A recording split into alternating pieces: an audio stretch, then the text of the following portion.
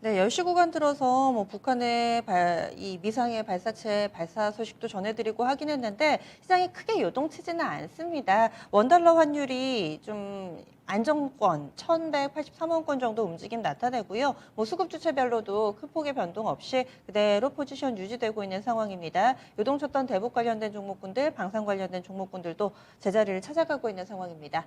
멀리서 한번 시장 보겠습니다. 어떤 부분들이 중요할지 빅픽처 그려보는 시간이죠. 토마토 투자클럽의 이재필 전문가입니다. 안녕하세요. 네, 안녕하십니까. 네, 오늘 장 이야기 나눌 주제 보겠습니다. 갈림길에 선 시장 이렇게 좀 달아주셨는데 아무래도 시장의 방향성 위쪽이다 아래쪽이다 요즘처럼 분명하게 엇갈릴 데가 없는 것 같아요. 그래서 변수들 좀 하나씩 점검해 볼게요.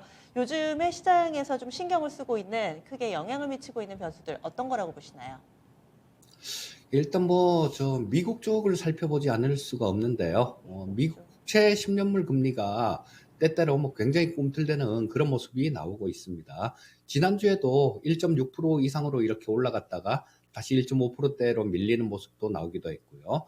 또 어제도 마찬가지 미국 시장 장중에 1.6%대 이렇게 위로 올라섰다가 다시 조금 밀려갖고 1.5%대로 다시 밀리는 모습이 나왔지만 자, 이런 것들이 조금 좀 꿈틀대면서 시장의 잠재적인 그런 불안감들, 이런 요인으로 작용하고 있다라고 보시면 될 것 같고요.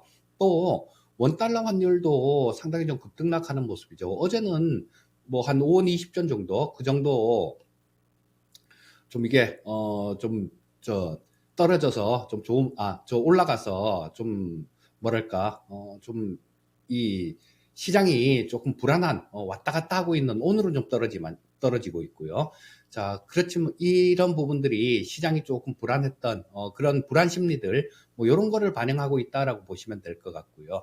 또 중국이 전력난을 빼놓을 수 없는 그런 모습이죠. 자, 미국 쪽에서 전력난이 워낙 심해서 그런지 미국 쪽에서 또 천연가스를 수입을 하기로 긴급하게 이렇게 결정을 한 모습인데요. 자, 이런 부분들은 아마 머한조우 하웨이 부회장을 풀어주면서 또 뭐 어느 정도 얘기가 된 그런 부분 아닐까 싶은 생각도 일단은 듭니다. 또 오늘 같은 경우는 이 헝다 쪽이 있죠. 뭐 이쪽에 이자 지급일이 도래하는데요. 오늘도 역시 마찬가지 1,900만 달러 정도 이자 지급일이 도래하게 되고요. 그리고 또 이 헝다 사태가 처음 이렇게 불거져 나왔던 때가 지난달 23일이었었는데요. 통상 관례상 이게 이자를 갚지 못하더라도 한 달 정도는 디폴트로 처리를 안 하죠. 그 부도 기한이 23일로 다가오고 있다라는 거, 이런 부분이 조금, 변수로 작용을 할 수 있을 것 같고요. 또한, 미국의 실적 시즌으로 이렇게 접어드는 모습이니까 개별 종목의 실적에 따라서 변동성을 좀 키울 수 있는 그런 요인도 되겠다. 뭐, 요런 것들이 주요 변수다. 이렇게 보시면 될 것 같습니다. 정리하면은 미국의 국채금리 원달러 환율 이건 어찌 보면 같은 맥락에서 볼 수 있는 거고 중국 쪽으로는 전력난하고 헝다 여기에다가 미국의 실적 이 정도로 좀 정리가 되는데 결국에는 이 변수가 소멸되는 변수인지 현재 진행형인 변수인지는 좀 나눠봐야 될 것 같거든요. 그럼 계속 신경 써야 되는 변수는 뭐라고 보세요, 이 중에서? 일단 이 중에는 거의 대부분이 좀 뭐 중국 같은 경우도 헝다 같은 뭐 이런 부분들도 23일이 지나면 뭐 부도도 아니다 뭐 해서 이게 대략적으로 좀 종결되는 그런 부분이 나올 수 있을 것 같고요. 중국의 전력난 같은 경우도 마찬가지입니다. 지금 뭐 연말까지도 이렇게 갈 수 있다라는 그런 얘기들도 나오고 있는데요. 자, 이런 부분들도 최대한 좀 빨리 이게 해결이 될 수 있는 그런 부분이죠. 자, 그런데 미국 국채 금리 같은 경우는 이게 뭐 금방 해결될 수 있는 그런 요인은 아닐 겁니다. 왜냐하면 좀 있으면 이제 11월 회의에서 연준은 테이퍼링을 결정할 가능성이 굉장히 높고요. 그러다 보면 저 시중에 풀리는 돈들 뭐 이런 부분들이 좀 줄어들다 보니까 이 국채 금리 같은 경우는 조금 간간히 시장의 발목을 잡을 수 있는 그런 요인도 될 수 있겠다. 뭐 이렇게 보시면 되겠습니다. 그럼 지금 체크한 시장 변수 가운데서는 미국발 요소가 좀 더 영향을 앞으로는 미칠 수 있을 거다. 중국발은 소멸이 될 수 있는 가능성 보고 있습니다. 이번에는 수급적인 측면도 좀 조명을 해볼게요. 이달 들어서 외국인이 오늘은 물론 사고 있기는 하지만은 이달 들어서는 계속해서 외국인 매도 공세를 펼치고 있는 상황입니다. 이 부분은 어떻게 판단하세요? 예, 뭐 코스피 시장에서는 지금 뭐 오늘 매수하는 거는 지금 뭐 얼마 안 되니까 좀 일단 빼놓고요. 10월 들어서도 마찬가지로 한 2조 7천억 정도를 외국인들은 매도하는 모습이었습니다. 자, 뭐 이런 것들은 뭐 시장의 심리가 조금 불안해지다 보니까 이 원달러 환율이 좀 올라오고 뭐 거기에도 영향을 조금 받았다 이렇게 보시면 되겠고요. 자, 하지만 뭐 코스닥 시장에서는 어제까지 한 1,500억대 외국인들이 순 매수를 하는 모습을 보여줬고요.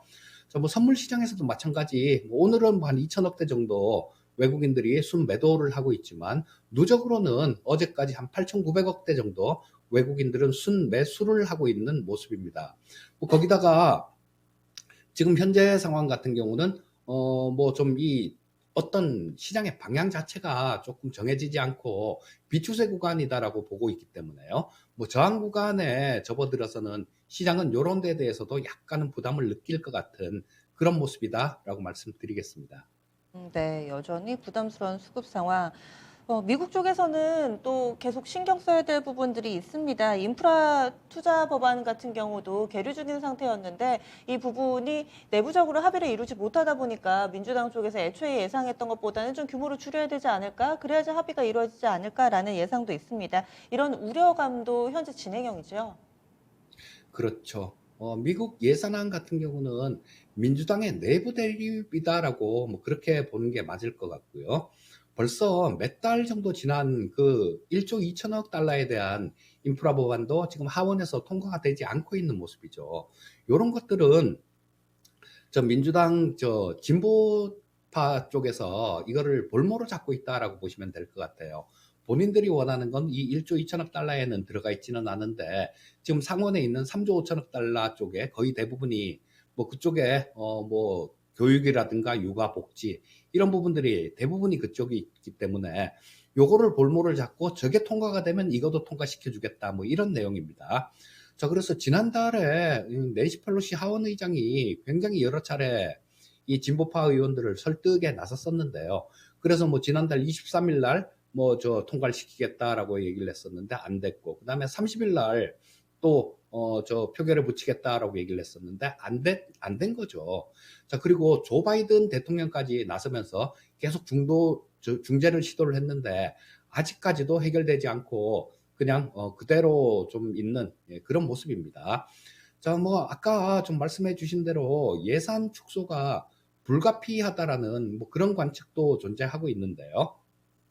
자, 뭐 이런 부분들은 상원에서 그 민주당 중도파 의원들도 주장을 하고 있는 부분이기 때문에 뭐 그분들 같은 경우도 야, 이거 3조 5천억 달러 정도 뭐 이 정도가 되게 되면 너무 커서 이거 증세도 많이 해야 되고 너무 규모가 너무 크다라고 그렇게 주장을 하고 있으니까 뭐 바이든 대통령도 마찬가지 이 축소에 대한 가능성들 이런 부분에 대해서는 살짝 또 언급을 한 상태니까 뭐 축소 가능성은 존재하고 있다 이렇게 보시는 게 맞을 것 같습니다. 예산을 줄이면 어디서 줄일까요? 일단 보육이나 교육 같은 그런 복지 관련되는 부분들 이런 부분들도 좀 줄어들 거고요. 그 다음에 이 부분이 조금 화두가 될 수 있는 것 같아요. 바이든 대통령이 공약을 한 가장 신경을 쓰고 있는 이 친환경 관련되는 이런 쪽 예산에 대한 부분들 이런 부분이 좀 축소될 것이다라는 얘기도 있는데요. 자, 일단 1조 2천억 달러는 이 초당적으로 합의를 한 거기 때문에 이 부분은 그렇게 줄어들 가능성은 많다라고 보진 않는데요. 자, 이 1조 2천억 달러 외에 있는 그런 예산들 같은 경우는 초당적인 예산은 아니다라는 얘기입니다. 그렇기 때문에 이거 외에는 좀 전부 다 줄어들 가능성이 있다라고 봐야 될 것 같고요. 자, 이 민주당 중도파 같은 경우는 아까 말씀드렸던 대로 예산안의 규모 자체를 우려하고 있는 모습입니다. 그래서 3조 5천억 달러에 포함된 이 예산은 어떤 거든지 다 줄어들 수 있다 이렇게 보시면 될 거고요. 자, 하지만 이 바이든 대통령의 정책 1순위는 친환경입니다. 자, 그래서 이 친환경 관련되는 이런 쪽에 대해서는 어떤 정책적인 지원들 이런 부분들은 뭐 조치가 계속 이어질 걸로 그렇게 보여지고요. 자, 이런 친환경 쪽 같은 경우는 시장의 대세라고 보셔야 됩니다. 누구도 이런 거대한 물결들 뭐 이런 거는 막을 수 없다라는 생각이 듭니다. 그리고 친환경 얘기가 나와서요. 오늘 장에서도 국내 이 친환경 관련된 종목군들 강하고 지난주 이 시간 빅픽처 시간에 관심 가질 만한 섹터로 수소하고 대북 섹터 계속해서 강조를 해주시잖아요. 양쪽 모두가 예. 이슈가 있어서 좀 점검 부탁드리겠습니다. 특히나 대북 관련해서는 개장 전에 좋았다가 개장 중에 또 악재가 나왔다가 주가가 너무 출렁거려가지고 기준을 잘 잡고 가야 될 것 같은데요. 어떻게 보셨어요? 원래 대북 섹터 같은 경우는 쫓아가면 물리는 섹터가 대북 섹터입니다. 그리고 뉴스가 나왔을 때 쫓아가면 비싸게 사야 돼요. 그렇기 때문에 지금 현재 상태가 어떤 상태냐 하면, 자, 뭐 성김 대북 특별대표도 이렇게 우리나라를 자주 오는 걸 제가 본 적이 없는 것 같아요.